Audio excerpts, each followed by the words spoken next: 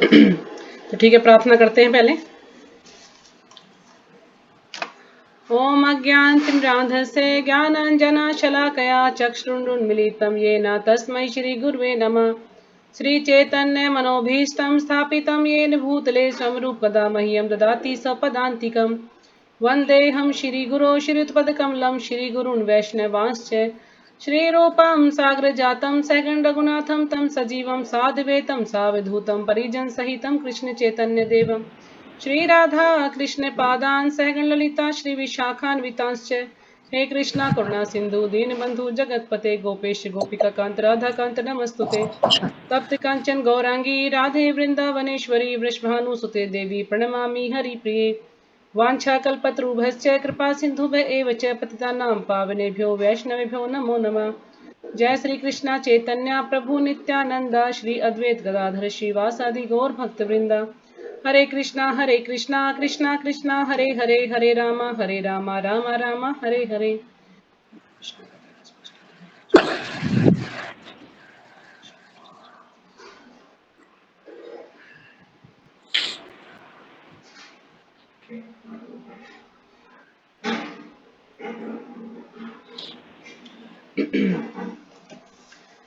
तो आज का हमारा श्लोक है श्लोक नंबर 12 और श्लोक नंबर 13।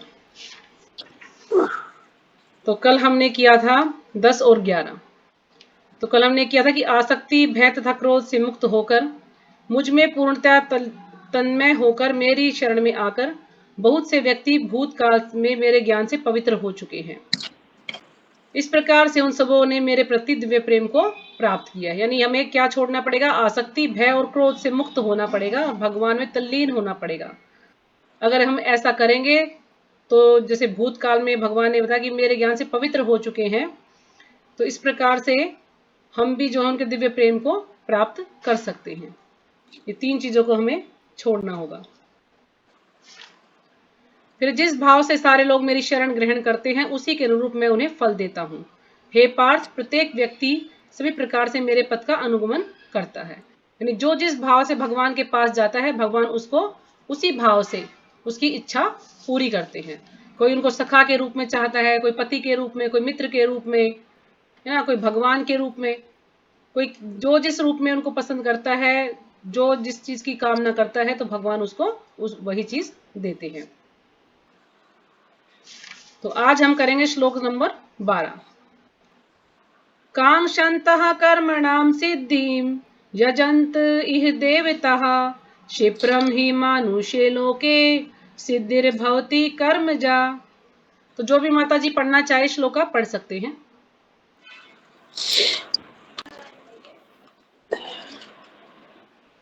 हरे कृष्णा माता जी, दंडवत प्रणाम। अध्याय संख्या 4 दिव्य ज्ञान श्लोक संख्या 12। कांक्षता कर्माणां सिद्धि यजन्ते हि देवता क्षिप्रं हि मनुष्ये लोके सिद्धि भवति कर्मजा। हरे कृष्णा माता जी, दंडवत प्रणाम। हरे कृष्णा माता जी, दंडवत प्रणाम। हरे कृष्णा दिव्य ज्ञान श्लोक माता जी। कर्माणां सिद्धि यजन्त इह देवता क्षिप्रं हि मानुषे लोके सिद्धि भवति कर्मजा। हरे कृष्णा माता जी, दंडवत। हाँ जी, हरे कृष्णा।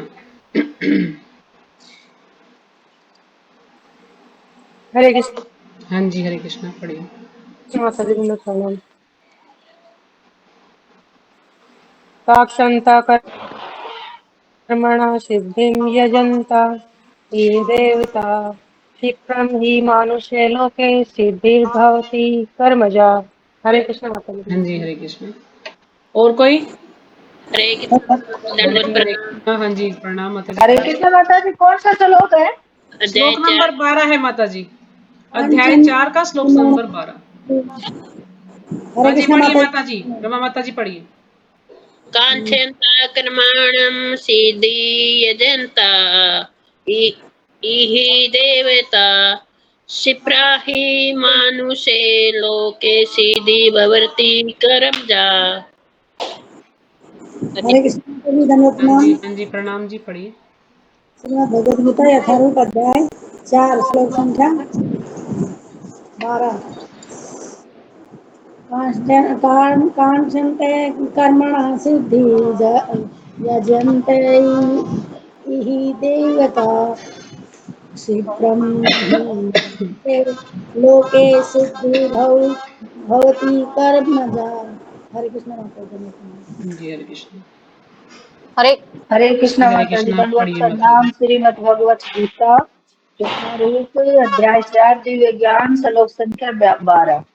कांगंत कर्मणाम सिद्धि यजन्ते ये देवता क्षिप्रमि मानुषे लोके सिद्धिर्भवति करमजा।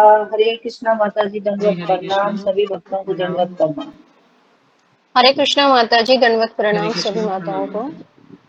श्रीमद् भगवत गीता यथारूप अध्याय 4 दिव्य ज्ञान श्लोक संख्या 12।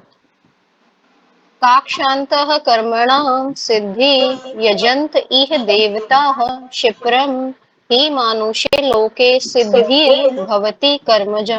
हरे कृष्णा माता जी, जी हरे धन्यवाद। कृष्ण। हो गया सबका, शुरू करें। हरे हरे कृष्णा माता जी, दंडवत हाँ जी प्रणाम। हरे कृष्ण, प्रणाम माता जी, पढ़िए। उन्नता कर्मणा सिद्धि व्यजन्ते इहि देवता सिद्धिः मानुष्य लोके सिद्धि भवन्ति कर्मजा। हरे कृष्ण माता जी। हरे कृष्ण। तो शब्दार्थ, कांक्षन्तः चाहते हुए, कर्मणाम सकाम कर्मों को, सिद्धिम सिद्धि, यजन्ते यज्ञों द्वारा पूजा करते हैं, यही इस भौतिक जगत में, देवता देवतागण, क्षिप्रम तुरंत ही निश्चय ही, मानुष्य मानव समाज में, लोके इस संसार में, सिद्धि ही सिद्धि सफलता, भवती होती है कर्मजा सकाम कर्म से। अनुवाद, इस संसार में मनुष्य सकाम कर्मों में सिद्धि चाहते हैं। जो इस संसार के जो मनुष्य है वो सकाम कर्मों में, यानी अपने फायदे के लिए जो कर्म करते हैं उसमें वो सिद्धि चाहते हैं, सफलता चाहते हैं कि उनको इस कार्यों में सफलता प्राप्त हो। फलस्वरूप वे देवताओं की पूजा करते हैं। तो इस कारण से वो क्या करते हैं, देवताओं की पूजा करते हैं।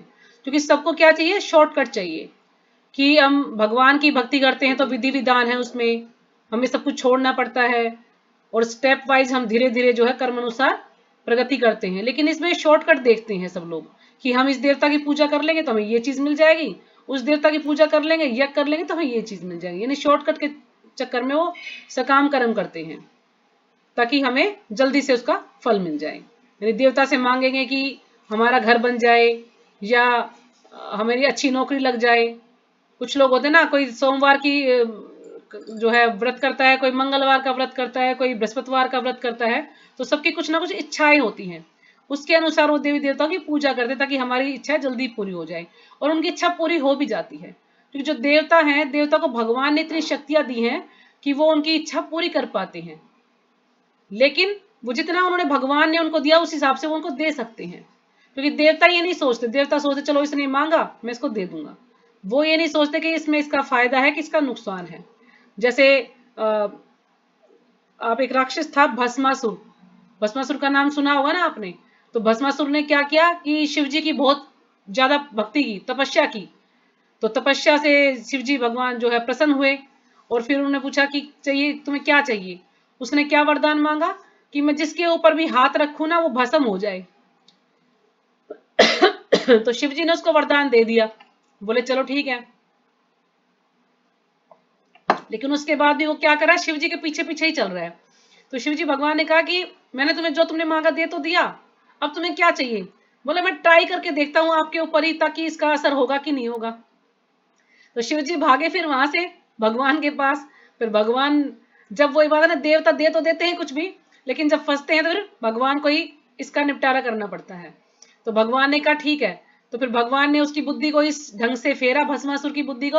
उन्होंने कहा कि पहले तुम अपने सिर के ऊपर ही हाथ रख के देखो तो तुम्हें इसका रिजल्ट मिल जाएगा। उन्होंने जैसे ही अपने सिर के, नहीं उन्होंने ऐसे मतलब उसको बोला कि ऐसा कुछ नहीं होता, ये तो शिव जी ने ऐसे ही तुम्हें वरदान दे दिया, तुम अपने सिर के ऊपर हाथ रख के देखो ना, कुछ नहीं होगा। ऐसे उसकी बुद्धि भ्रमित करी और उन्होंने अपने सर के ऊपर हाथ रखा और खुद ही भस्म हो गया। तो भगवान ने उसको बचाया। यानी भगवान जब कोई भी देवी देवता दे देते हैं ऐसा वरदान, तो भगवान को ही फिर आके सहायता करनी पड़ती है उनकी। उसे देवी देवताओं को ऐसा कोई वरदान नहीं देना चाहिए, क्योंकि वो सोचते नहीं ना, वो सोचते हैं ये मेरा भक्त है, इसने मेरी तपस्या की है, भक्ति की है, तो चलो मैं इसकी इच्छा पूरी कर देता हूं। और भगवान को हम कितने ही तपस्या कर ले, कितने ही भक्ति कर ले, लेकिन भगवान को जब मन करेगा, जब भगवान प्रसन्न होंगे, जब भगवान की इच्छा होगी या जो हमारे लिए सही होगा, तभी भगवान हमें देते हैं। अगर हमारे लिए वो चीज सही नहीं तो भगवान हमें नहीं देंगे। निसंदेह इस संसार में मनुष्यों को सकाम कर्म का फल शीघ्र प्राप्त होता है। इसमें कोई भी संदेह नहीं है, कोई भी शक नहीं है कि इस संसार में जो मनुष्य सकाम कर्म करते हैं, अपने फायदे के लिए जो कर्म करते हैं, उन्हें फल शीघ्र ही प्राप्त होता है, जल्दी प्राप्त होता है। तो तात्पर्य श्रीपाद जी के द्वारा, श्रीपाद जी की जय। इस जगत के देवताओं के विषय में भ्रांत धारणा है और विद्वता का दंभ करने वाले अल्पज्ञ मनुष्य इन देवताओं को परमेश्वर के विभिन्न रूप मान बैठते हैं। जो इस जगत के देवताओं के विषय में, मतलब देवताओं के विषय में भ्रांत धारणा है, लोगों को भ्रमित करने वाली धारणा है, जो लोगों को के भ्रम रहता है, और विद्वता का दंभ करने वाले अल्पज्ञ मनुष्य, और जो अपने आप को बहुत ज्यादा विद्वान समझते हैं, पंडित हैं, कि हम तो बहुत ज्यादा ज्ञानी हैं। विद्वता का दंभ भरने वाले अल्पज्ञ मनुष्य इन देवताओं को परमेश्वर के विभिन्न रूप मान बैठते हैं। यानी जो कम बुद्धि वाले जो लोग हैं, वो देवता को क्या मानते हैं? परमेश्वर के विभिन्न रूप मान बैठते हैं, कि जो देवता हैं ये परमेश्वर के विभिन्न रूप हैं। लेकिन ऐसा नहीं है। जो ये जितने भी देवी देवता हैं क्या हैं? ये भगवान के अंश हैं, सब जीवात्मा है ये, ना कि भगवान के रूप हैं। अब जैसे भगवान ने अपना विस्तार किया है, नरसिंह भगवान है, वामन रूप है, वराह रूप है, ये भगवान के अवतार हैं, तो ये भगवान के रूप इनको हम बोल सकते हैं। लेकिन जो देवता हैं वो भगवान के रूप नहीं है, वो भगवान के अंश हैं। जैसे हम जीवात्मा है, ऐसे ही वो भी हैं देवी देवता। अपने कर्मों के अनुसार वो देवी देवता बने हुए हैं। तो हम लोग भी अगर हमारे कर्म ऐसे होंगे तो हम भी देवी देवता बन सकते हैं, क्योंकि ये एक पोस्ट होती है। उस पोस्ट के अनुसार अगर कोई कर्म करता है तो वो उसको वैसा बना दिया जाता है। जैसे ब्रह्मा जी की पोस्ट है ये। अगर कोई 100 जन्मों तक वर्णाश्रम धर्म का पालन कर लेता है तो वो ब्रह्मा बन जाता है, या कोई 100 अश्वमेध यज्ञ कर लेता है तो वो इंद्र बन जाता है। लेकिन कभी भी ऐसा होता है, कभी बाई चांस, मतलब कभी ऐसा हो सकता है, और कभी एक दो बार हुआ भी है कि अगर कोई ऐसा नहीं कर पाता है, ब्रह्मा के लायक नहीं, कि ब्रह्मा बनने के लायक नहीं, तो फिर भगवान स्वयं ब्रह्मा बन के बैठते हैं उस पोस्ट पर। फिर भगवान स्वयं ब्रह्मा बनते हैं। अगर कोई भी व्यक्ति, उनको ऐसा नहीं मिलता, कोई भी जीव की जो जिसके अंदर इतने गुण हो या जिसके कर्म ऐसे हो कि इसको ब्रह्मा बनाया जाए। तो ये जितने भी है सब पोस्ट हैं, ये सब अपने कर्मों के अनुसार इनको मिलता है।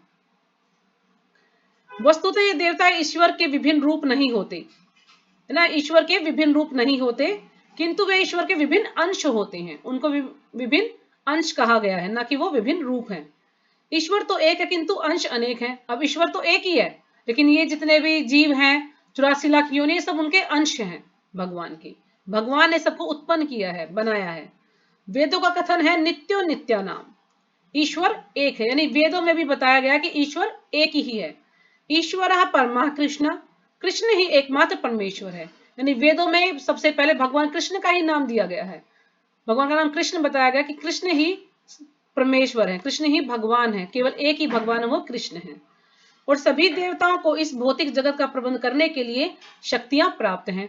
जितने भी देवी देवता हैं सबको शक्तियां दी गई हैं, ताकि ये जो भौतिक संसार है इसका अच्छी तरह से इसकी व्यवस्था की जाए, इसका प्रबंध किया जाए, कार्य जो है अच्छे से हो।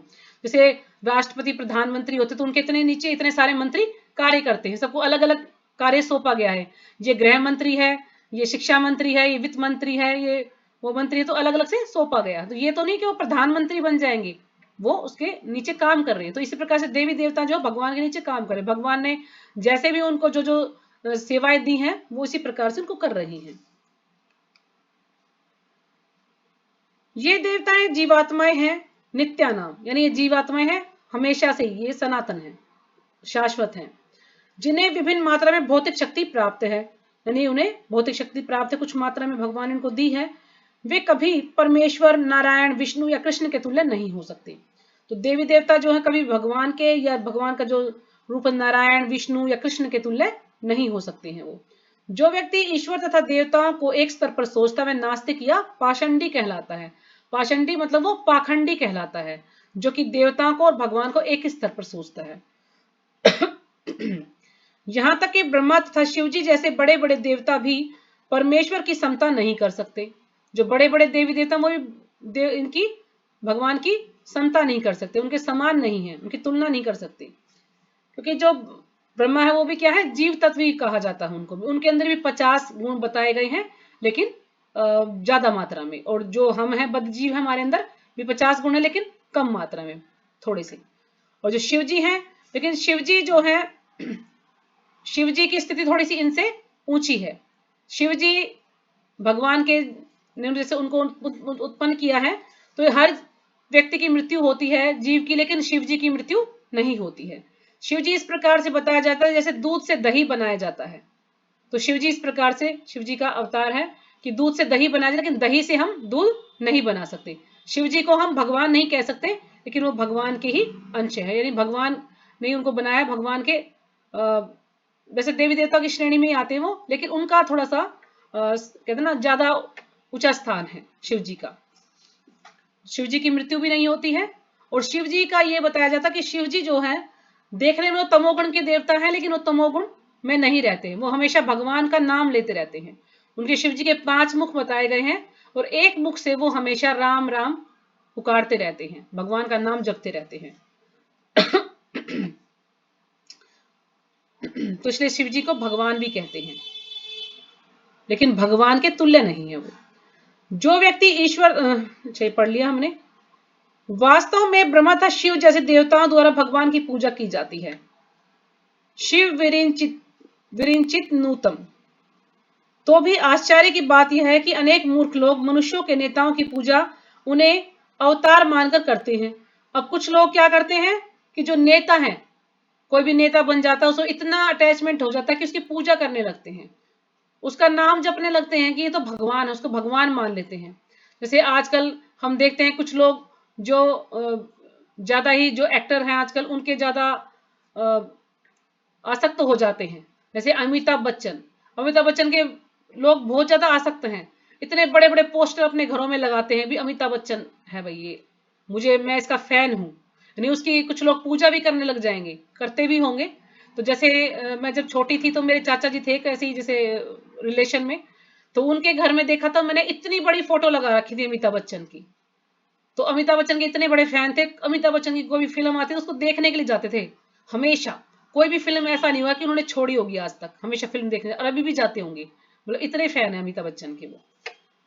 तो और ऐसे ही जैसे साउथ में एक एक्टर हैं, उनका नाम मुझे याद नहीं आ रहा, मैंने सोचा भी था, तो उनका भी जो है मंदिर बना रखा है साउथ में, और उनकी पूजा करते हैं वहां के लोग। इस तरह से उनको इतना ज्यादा सम्मान दिया जाता है कि नहीं ये तो एक्टर नहीं है, तो भगवान है, भगवान की श्रेणी में उनको रखा जाता है। माता जी रजनीकांत। हाँ जी रजनीकांत, मैं दिन में इतना सोचा मुझे वो नाम याद नहीं आया। रजनीकांत का मंदिर बना रखा है, साउथ के एक्टर है ना वो, जिन्हें ये वो फिल्म आई थी ना रोबोट, रोबोट में उसने रोल किया था। तो ऐसे मतलब लोग आसक्त हैं कि उनको भगवान के दर्जा दे रखा है, उनको भगवान मानते, मंदिर बना दिया उनका, उसमें पूजा करते हैं उनकी। तो हमें ऐसे मतलब आसक्त नहीं होना है कि कोई बड़ा नेता है कि हम अपने लाभ के लिए उसे आसक्त हो जाएं, उसकी चमचागिरी करें कि नहीं ये मुझे कुछ धन देगा या मेरा कुछ इससे फायदा होगा। तो जो भगवान है, मैं भगवान की ही भक्ति करनी चाहिए, ऐसे लोगों की भक्ति नहीं करनी है। यही देवता पद इस संसार के शक्तिशाली मनुष्य या देवता के लिए आया है। यही जो देवता शब्द आया है वो आया है संसार के जो शक्तिशाली मनुष्य या देवता के लिए, जो शक्तिशाली मनुष्य जो बड़े बड़े नेता हैं उनके लिए आया है, या देवताओं के लिए भी। लेकिन नारायण विष्णु या कृष्ण जैसे भगवान इस संसार के नहीं है। लेकिन जो नारायण है, कृष्ण है और विष्णु है, वो इस संसार के नहीं है। वे भौतिक सृष्टि से परे रहने वाले हैं। निर्विशेषवादियों के अग्रणी श्रीपाद शंकराचार्य तक मानते हैं कि नारायण या कृष्ण इस भौतिक सृष्टि से परे हैं। फिर भी मूर्ख लोग हर्त ज्ञानम देवताओं की पूजा करते हैं। जो शंकराचार्य है, निर्विशेष वाद के जो आचार्य हैं, उन्होंने भी ये माना है, उनका भी ये मत है कि जो नारायण और कृष्ण है वो भौतिक सृष्टि से परे हैं, यानी वो इस युग के नहीं है। वो भी इस चीज को मानते हैं शंकराचार्य भी, जबकि वो निराकारवादी निर्विशेषवादी है। फिर भी जो मूर्ख लोग हैं हर्त ज्ञान यानी देवताओं की पूजा करते हैं, यानी ऐसे लोग हैं, उन्हें पता है कि ये जो हमें कुछ भी जो मिला है ये सब थोड़े दिन में ही क्षीण हो जाएगा, लेकिन फिर भी वो देवताओं की पूजा में लगे रहते हैं, क्योंकि वे तत्काल फल चाहते हैं, एकदम से उनको जल्दी फल चाहिए उनको अचानक से, तो इसलिए वो भगवान की देवताओं की भक्ति करते हैं। उन्हें फल मिलता भी है, किंतु वे यह नहीं जानते कि ऐसे फल क्षणिक होते हैं और अप्रज्ञ मनुष्य के लिए है, यानी ये थोड़े समय के लिए फल होते हैं, और फिर से वह जब हमें थोड़ा सुख मिल गया, हमें कोई वस्तु मिल गई, थोड़े दिन बाद फिर से वो दुख हमारे जीवन में आ जाएगा। तो कुछ समय के लिए होते हैं ये, जितना भी जो भी हमें उनसे लाभ मिलता है। बुद्धिमान व्यक्ति कृष्ण भावनामृत में स्थित रहता है, लेकिन जो बुद्धिमान व्यक्ति जिसे ज्ञान है वो कृष्ण भावनामृत में स्थित रहता है। उसे किसी तत्काल क्षणिक लाभ के लिए किसी तुच्छ देवता की पूजा करने की आवश्यकता नहीं रहती, यानी थोड़े से लाभ के लिए किसी तुच्छ देवता की पूजा नहीं। तुच्छ देवता का मतलब ये नहीं है, प्रपात जी ने यहाँ ये समझाया कि तुच्छ देवता मतलब कि देवता जो है तुच्छ नहीं है, कि हम सोचे कि तुच्छ देवता नहीं, हमें देवी देवताओं का सम्मान करना चाहिए। जब भी हम कहीं भी हमें उनका विग्रह दिखाई दे या हम मंदिर जाते तो उनको प्रणाम करना चाहिए हमें, लेकिन बस उनकी भक्ति हमें नहीं करनी चाहिए। अगर कोई भक्ति करना भी चाहता है तो इस भाव से कर सकता है कि मुझे भक्ति में लगाए, मुझे कृष्ण की सेवा में लगाए, बस उनसे एक ही चीज मांगे और ये सुख सुविधाएं ना मांगे। और ये तुच्छ देवता इसलिए कहा कि कुछ देवी देवता, जैसे कि मैंने बताया रजनीकांत, ये जो आजकल के शक्तिशाली जो बड़े बड़े लोग हैं उनको भी भगवान का दर्जा देने लगते हैं, या कुछ जैसे 33 करोड़ देवी देवता, कुछ उसमें छोटे भी देवी देवता होते हैं, तो उनके लिए ये शब्द आया है, ना कि सभी देवी देवताओं के लिए शब्द यूज किया है। तो इस संसार के देवता तथा उनके पूजक इस संसार के संहार के साथ ही विनष्ट हो जाएंगे। तो जो भी देवी देवता को पूजते हैं, जब ये वो है ना, जब प्रलय आएगी तो ये सारे देवी देवता और ये सारे जितने भी जो उनके भक्त जन है वो सब विनष्ट हो जाएंगे। देवताओं के वरदान भी भौतिक तथा क्षणिक होते हैं, तो देवताओं के वरदान भी कुछ समय के लिए ही होते हैं। यह भौतिक संसार तथा इसके निवासी, जिनमें देवता तथा उनके पूजक भी सम्मिलित हैं, विराट सागर में बुलबुलों के समान है। जितने भी जो ये संसार के निवासी हैं या देवी देवता हैं, ये सब क्या है, जैसे विराट बहुत बड़ा सागर हो, उसके अंदर बुलबुले होते हैं ना, पानी के बुलबुले, तो उस बुलबुला के समान है हमारी जो स्थिति है जीव की या देवताओं की स्थिति बुलबुलों के समान है। जैसे बुलबुला फूट जाता है, ऐसे ये जो है कुछ दिन में समाप्त हो जाते हैं, यानी क्षणिक समय के लिए हैं। किंतु इस संसार में मानव समाज क्षणिक वस्तुओं तथा संपत्ति, परिवार तथा भोग की सामग्री के लिए पीछे पागल रहता है। लेकिन जो आजकल के जो मनुष्य हैं कलयुग में क्या करते हैं, वो संपत्ति के लिए, धन मिल जाए, परिवार के लिए भोग सामग्री, यानी ज्यादा से ज्यादा भोग कर सके, सुख सुविधाएं ज्यादा मिले, इसलिए वो देवी देवताओं की भक्ति करते। जैसे आजकल नवरात्रे चले हुए हैं, सारी दुनिया नवरात्रे करेगी, वैसे कुछ ना करें नवरात्रे करेंगे, नहीं नहीं देवी जो है हमें ये देगी, मतलब कुछ ना कुछ इच्छा ही रहती है व्यक्ति की, तभी वो नवरात्रे करता है। और कुछ लोग ये भी दिखाते हैं फिर कि उसके अंदर देवी आ जाती है ना। तो मैं भी कई दिन पहले लेक्चर सुन रही थी, कह रहे देवी वगैरह कोई नहीं आता है, वो जैसे हम एक किसी चीज का चिंतन करते रहते हैं, पर वो सोचते रहते उसके बारे में। जैसे कीड़े का उदाहरण दिया गया था, अभी मुझे नाम याद नहीं, कीड़ा था कोई, तो कोई बड़ा कीड़ा उसको पकड़ के अपने बिल में रख लेता है, तो वो उसको कैद करता है, तो बार बार वो उसके बारे में चिंतन करता रहता है उसका, तो वो कीड़ा उसी की शक्ल ले लेता है, वो उस जैसा ही बन जाता है। तो ऐसे हम देवी देवता का जिसमें हमारी ज्यादा आसक्ति है, हम लोग चिंतन करते रहते हैं ना, तो ऐसा लगता है कि भाई उसके अंदर देवी आ गई। ऐसा होता नहीं है, क्योंकि देवी देवता इतने सस्ते नहीं है कि वो किसी भी जीव के अंदर प्रवेश कर जाएंगे। हाँ, ये बताएगा कि उनके कुछ गण होते हैं, तो हो सकता है वो 1% आ जाएं, वैसे बहुत कम होता है, लेकिन कभी कभार हो सकता है कि गण आ जाते, लेकिन देवी देवता कभी इसके अंदर प्रवेश नहीं करते हैं। तो ये उनकी मानसिकता है, मानसिकता के कारण वो ऐसा करते हैं। कुछ लोग कहेंगे देवी आ गई है, बाल भी खेर लेंगे और कुछ कुछ बोलने लग जाएंगे, तो ये कुछ उनका साइकोलॉजिकल बताया गया है, वैसे देवी देवता किसी के अंदर नहीं आती। हो सकता है मैं गलत भी हूँ, लेकिन जो मैंने सुना वही मैं बता रही हूँ आपको। हो सकता है उनकी भक्ति इस लेवल पर हो भी उनके अंदर कोई आ जाए, लेकिन जो मैंने सुना है उसमें बता रहे हैं ऐसा नहीं होता है। ऐसी क्षणिक वस्तुओं को प्राप्त करने के लिए लोग देवताओं की या मानव समाज की शक्तिशाली व्यक्तियों की पूजा करते हैं। यदि कोई व्यक्ति किसी राजनीतिक नेता की पूजा करके सरकार में मंत्री पद प्राप्त कर लेता है, तो वह सोचता है कि उसने महान वरदान प्राप्त कर लिया है।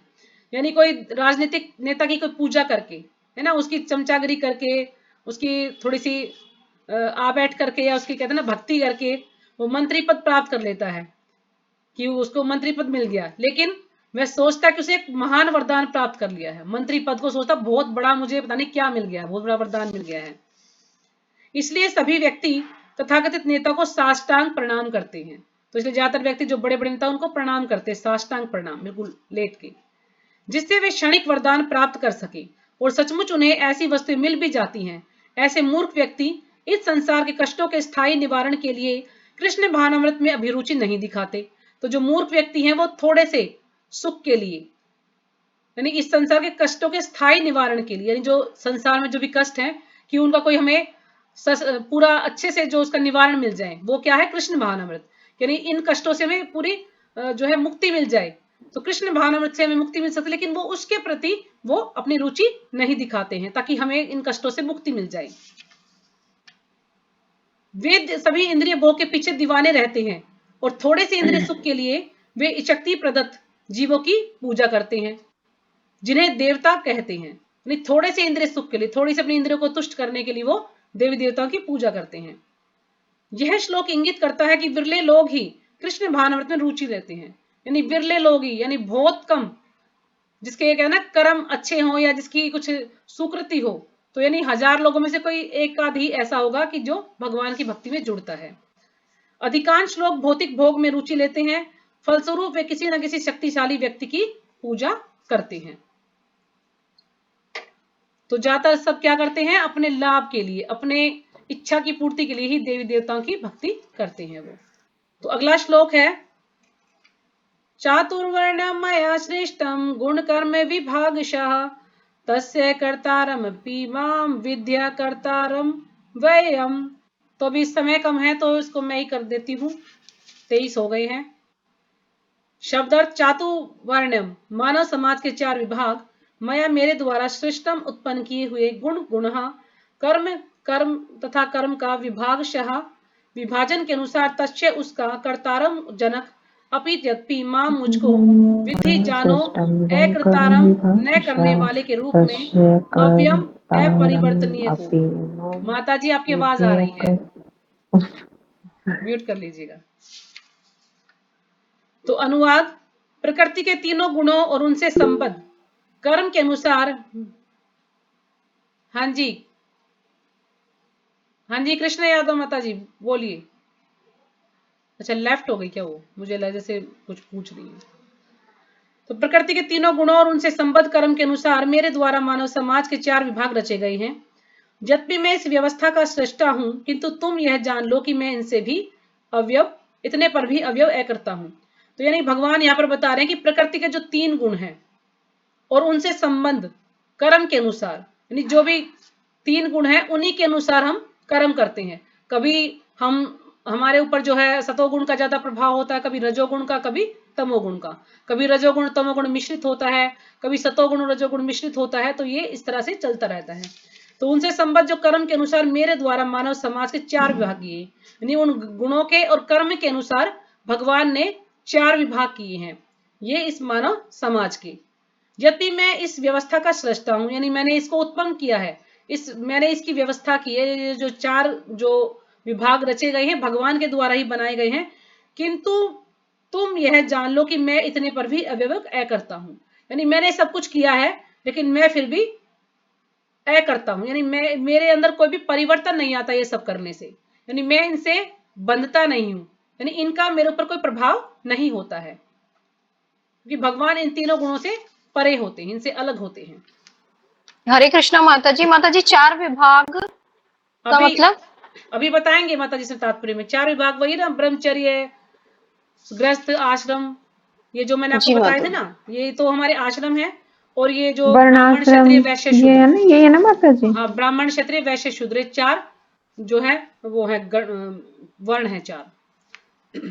तो तात्पर्य शिल्पाद जी के द्वारा, शिल्पाद जी की जय। भगवान प्रत्येक वस्तु के सृष्टा हैं, है ना, भगवान ही सबके उत्पन्न करने वाले, भगवान ने ही सबको बनाया है। प्रत्येक वस्तु उनसे उत्पन्न है, उनके ही द्वारा पालित है और प्रलय के बाद प्रत्येक वस्तु उनमें ही समा जाती है। यानी भगवान जब श्वास छोड़ते हैं तो ये सृष्टि बनती है, और भगवान जब श्वास अंदर लेते हैं तो सब कुछ समाप्त हो जाता है, प्रलय आ जाती है। यानी भगवान ने ही सब कुछ बनाया है, अतः वे ही वर्णाश्रम व्यवस्था के सृष्टा हैं। तो ये क्या है, वर्णाश्रम व्यवस्था, इसके सृष्टा भगवान ही, भगवान ने इनको बनाया है। बताया जाता कि सतयुग में कोई 4 वर्ण नहीं थे, सतयुग में सिर्फ एक ही वर्ण होता था, हंस वर्ण होता था सतयुग में। तो सब लोग उसी के अनुसार कार्य करते थे, किसी को ये नहीं था कि ब्राह्मण है, क्षत्रिय, वैश्य, शूद्र, नहीं, सब एक ही वर्ण के थे सतयुग में। लेकिन जैसे जैसे अलग अलग युग आते रहे तो सब में कुछ ना कुछ बदलाव आता रहा, तो कलयुग में फिर भगवान ने 4 वर्ण बनाए हैं। तो जिनमें सर्वप्रथम बुद्धिमान मनुष्यों का वर्ग आता है। अब जो बुद्धिमान मनुष्य है, जिनको बुद्धिमान कहा गया है, वो क्या है, वो सतोगुणी होने के कारण ब्राह्मण कहलाते हैं। अब बुद्धिमान मनुष्य उनको कहा गया जो सतोगुण में रहते हैं। अब सतोगुण में कौन रहता है, ब्राह्मण रहते हैं, तो इसलिए ब्राह्मण को सतोगुण कहा गया है। सतोगुण के मतलब रहने के कारण को ब्राह्मण कहा गया। तो ये है पहला वर्ण है ब्राह्मण का। द्वितीय वर्ग प्रशासक वर्ग है। और जो द्वितीय वो क्या है, प्रशासक वर्ग है, यानी सबकी रक्षा करना, प्रजा की रक्षा करना। तो जिन्हें रजोगुणी होने के कारण क्षत्रिय कहा जाता है। तो दूसरा वर्ण कौन सा हुआ, क्षत्रियों का, क्योंकि वो रजोगुण का ज्यादा प्रभाव है उनके ऊपर, इसलिए उनको क्षत्रिय कहा गया है, वो रजोगुण में रहते हैं। तृतीय है वणिक वर्ग या वैश्य कहलाने वाले लोग। तो जो वैश्य कहलाने वाले लोग हैं उन पर किसका प्रभाव है ज्यादा, रजोगुण का और तमोगुण का, दोनों से मिश्रित होते हैं वो, इसलिए उनको वैश्य वर्ण के लोग कहा गया है। फिर है शूद्र या श्रमिक वर्ण। तो जो लोग तमोगुणी होते हैं उनको श्रमिक वर्ण या शूद्र वर्ण कहा गया है। तो ऐसे लोग शूद्र वर्ग में आएंगे। जो ब्राह्मण है वो प्रथम वर्ग में आएंगे, द्वितीय वर्ग में क्षत्रिय, और तृतीय में वैश्य, और चौथे में शूद्र। इस तरह से भगवान ने उनको उनके गुणों के अनुसार और उनके कर्मों के अनुसार इसको बांटा है। जैसे जब बच्चे की जन्म पत्री दिखाते हैं तो उसमें भी लिखा रहता है कि क्षत्रिय वर्ण से आया है कि ब्राह्मण वर्ण से आया है। तो आप कभी देखिएगा, अगर आपके पास किसी की जन्म पत्री हो तो उसमें पता लगेगा कि किस वर्ण से वो व्यक्ति आया है। यानी प्रभा जी ये समझा रहे हैं कि मान लीजिए हम ब्राह्मण हैं, तो हमारे जो बच्चे हैं उनको हम ब्राह्मण नहीं कह सकते। जैसे एक डॉक्टर है कि वो डॉक्टर के पुत्र को डॉक्टर नहीं कहा जा सकता जब तक वो डॉक्टर की पढ़ाई ना कर ले। तो इसी प्रकार से कोई ब्राह्मण है और हम कहेंगे इसका पुत्र भी ब्राह्मण है, नहीं, जब तक वो ब्राह्मण के गुण अपने अंदर विकसित नहीं कर लेता उसको ब्राह्मण नहीं कहा जाता। लेकिन जो आजकल के लोग हैं वो क्या बोलते हैं, हम चतुर्वेदी ब्राह्मण हैं, हम द्विवेदी ब्राह्मण हैं, हम वशिष्ठ ब्राह्मण हैं, हम ये ब्राह्मण हैं, लेकिन वो नाम के ब्राह्मण है क्योंकि उनके अंदर कोई भी गुण नहीं है ब्राह्मण की। तो ऐसे ब्राह्मण परिवार में जन्म लेने से, ठप्पा लगने से कोई ब्राह्मण नहीं बन जाता जब तक उन गुणों को विकसित नहीं कर लेते हम। तो प्रभात जी का तो यही कहना है कि आजकल कलयुग में सभी लोग शूद्र ही हैं, कोई ब्राह्मण नहीं है, शूद्र हैं सब। क्यों, क्योंकि सब क्या करते हैं, सब नौकरी करते हैं, सेवा कर रहे हैं एक दूसरे की।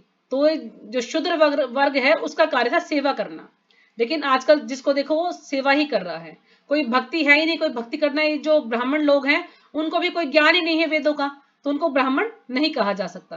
जो क्षत्रिय है, क्षत्रिय भी ऐसे नहीं है कि वो किसी की प्रजा की रक्षा करें, है ना, या तो इस प्रकार से आजकल कोई भी अपने नियम का अच्छे से पालन नहीं कर रहा है, इसलिए सबको शूद्र की श्रेणी में रखा है प्रभात जी ने। तो जैसे कि ये जो ब्राह्मण है, ब्राह्मण कहां से आए हैं, बताया कि ब्राह्मण का जन्म जो है भगवान के शरीर से हुआ है ना। तो जो भगवान का मुख है, मुख से ऊपर का जो भी आंख, नाक, कान, सब ये जो मुख है उससे भगवान, ये जो ब्राह्मण की उत्पत्ति हुई है, जो भगवान का मुख है उससे ब्राह्मण की उत्पत्ति हुई है। जो भगवान की भुजाएं हैं, भुजाओं से क्षत्रिय की उत्पत्ति हुई है।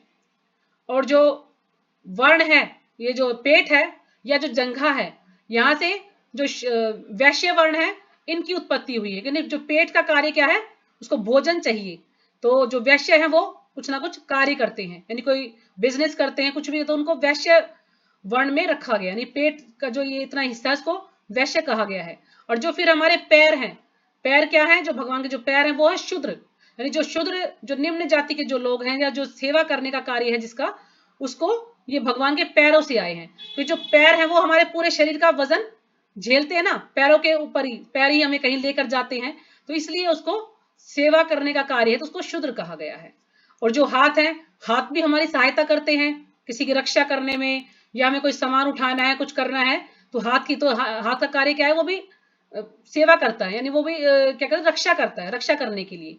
और जो मुख है, मुख से क्या कहते हैं, हम जो है अच्छा बोलते हैं या हम वेदों को पढ़ते हैं, है ना। जो पहले के जो ब्राह्मण थे उनको ज्ञान होता था सारे वेदों का, लेकिन आजकल किसी को भी ज्ञान नहीं है। तो कलयुग में इतना बताया कि कलयुग में जो ब्राह्मण है, अगर थोड़े बहुत ब्राह्मण हैं तो वो है इस्कॉन के भक्त। जो इस्कॉन के जो भक्त हैं जो कि ब्रह्मचर्य का पालन कर रहे हैं, उनको ब्राह्मण की श्रेणी में रखा जा सकता है। और जो क्षत्रिय हैं, यानी जो सीमा पर जो हमारे जवान लड़ रहे हैं, वो क्षत्रिय वर्ण में आ जाते हैं। और जो आजकल जो बिजनेसमैन हैं, उनको हम वैश्य वर्ण की श्रेणी में रख सकते हैं। और जो भी आजकल नौकरियां कर रहे हैं या कोई भी अपना ऐसा कुछ भी काम कर रहे हैं, तो उनको शूद्र कहा गया, यानी जो निम्न जाति के लोग हैं या जो कार्य कर रहे हैं, जो एक दूसरे की सेवा कर रहे हैं, वो शूद्र में आते हैं। ज्यादा तो जो निम्न जातियों के लोग हैं वही हैं। तो ये भगवान ने 4 वर्ण बनाए थे, लेकिन ये जो इतनी सारी जो जातियां बन गई हैं, ये फिर लोगों ने अपने आप ही इनको बना लिया है। भगवान ने सिर्फ 4 जातियां बनाई थी। और भगवान ने 4 जातियां भी इसलिए बनाई थी कि ये सब एक दूसरे का सहयोग कर सकते हैं। क्योंकि अब जो हमारा जो शरीर है, अगर हाथ ना हो तो हम काम नहीं कर सकते हैं, पैर ना हो तो हम चल नहीं सकते हैं, और हमारा मुख ना हो तो हम खा नहीं सकते, आंख ना हो तो हम देख नहीं सकते, कान ना हो तो हम सुन नहीं सकते। तो जितने भी अंग हैं ये सारे मिलके पूरा शरीर बना हुआ, तो सब एक दूसरे की सहायता करते हैं, तभी ये शरीर चलता है।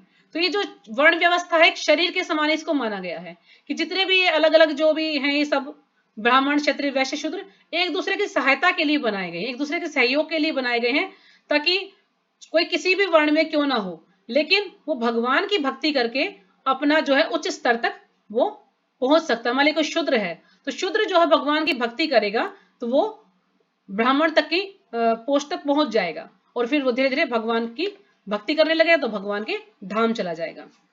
तो भगवान ने तो ये भी कहा है कि यदि जो लोग भगवान की भक्ति में लग जाते हैं, है ना, अच्छे से वो भगवान की भक्ति करते हैं, तो उन लोगों को ये वर्ण व्यवस्था की कोई आवश्यकता नहीं है कि वो इन वर्ण व्यवस्था के जो कार्य हैं, नियम है, उनको फॉलो कर, नहीं।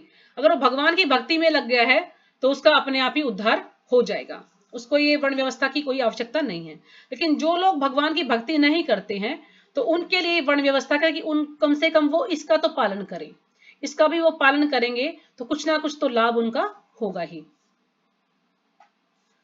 तो इसको टाइम ज्यादा होता जा रहा है, इसको फटाफट पूरा कर लेते हैं।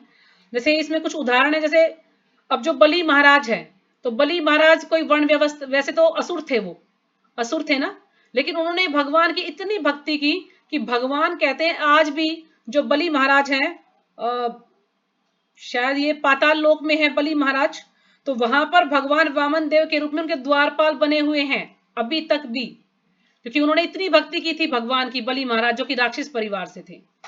और जो विभीषण है, विभीषण भी राक्षस परिवार से थे, लेकिन उनके अंदर ब्राह्मण के गुण थे, तो वो भगवान की भक्ति उन्होंने की, और वो अभी तक भी विभीषण जी जिंदा बताए गए हैं, अभी तक भी हैं वो, क्योंकि भगवान के शुद्ध भक्त हैं। जामवान है, जामवान क्या है, एक रीछ थे, है ना, एक रीछ थे, यानी एक भालू थे जामवान, लेकिन उन्होंने भगवान की इतनी भक्ति की कि भगवान के शुद्ध भक्त हो गए और भगवान के धाम चले गए। और ऐसे ही वृत्रासुर, वृत्रासुर क्या थे, राक्षस थे, लेकिन उन्होंने भी भगवान की इतनी भक्ति की, उन्होंने कोई वर्ण व्यवस्था की कोई नियम फॉलो नहीं किया था, भगवान की भक्ति की थी, तो वो भगवान के धाम चले गए। तो इस प्रकार से भगवान ने बताया कि जो लोग भगवान की भक्ति में लग जाते हैं, उन लोगों को ये वर्ण व्यवस्था की आवश्यकता नहीं है।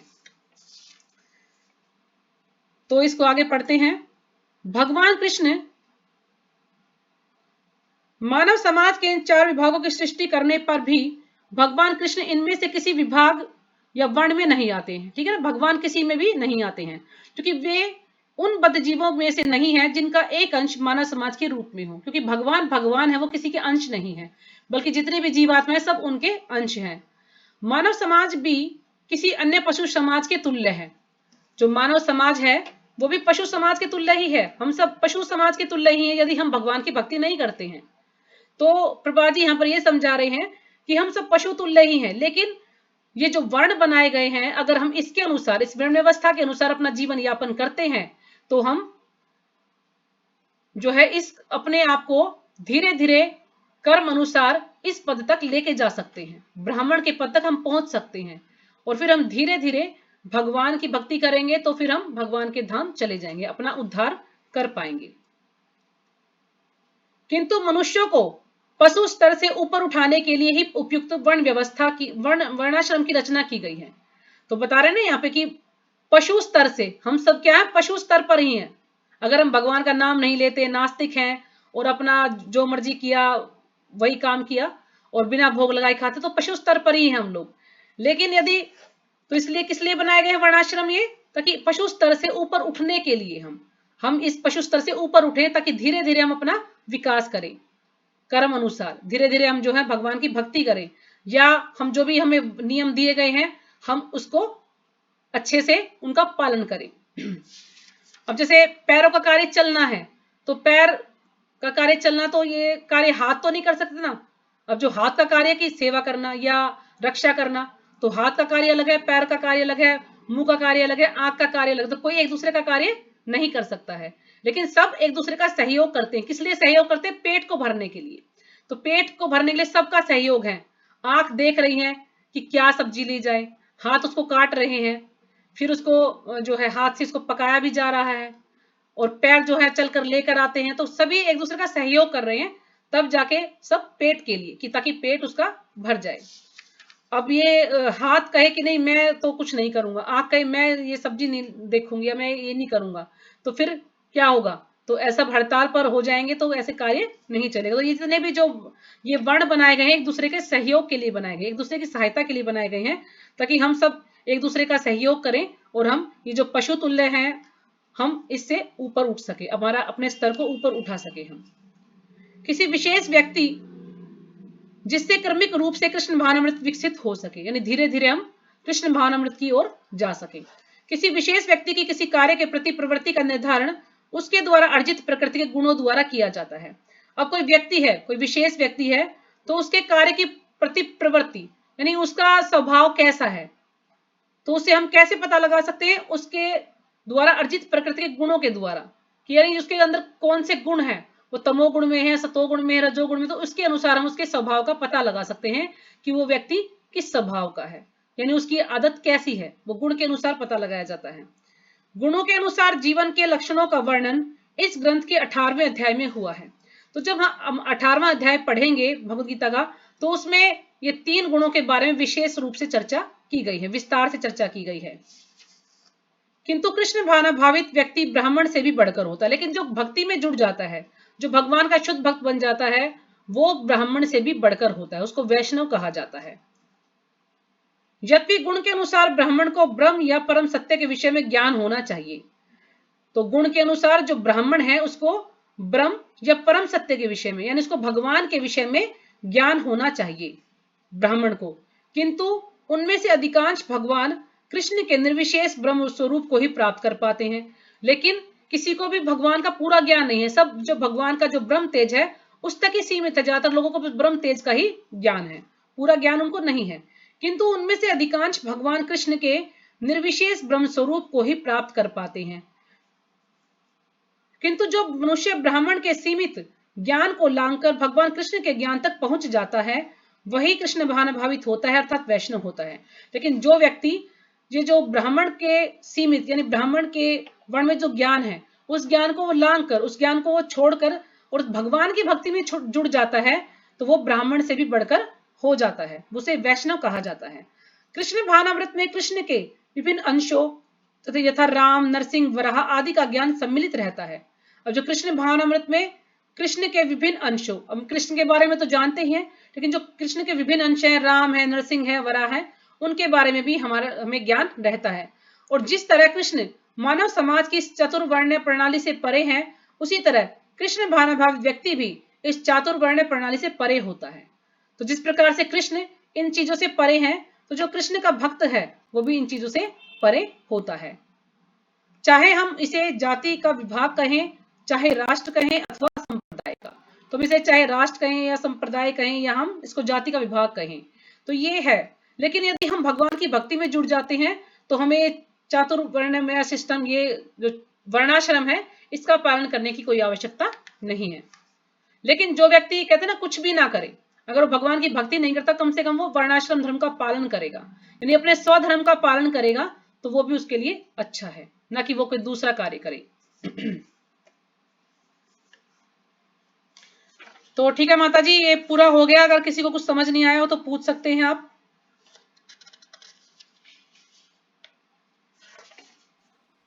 एक बार सब माता जी के लिए धन्यवाद बोलेंगे, इतने अच्छे से क्लास को समझाया पूरे श्लोक को।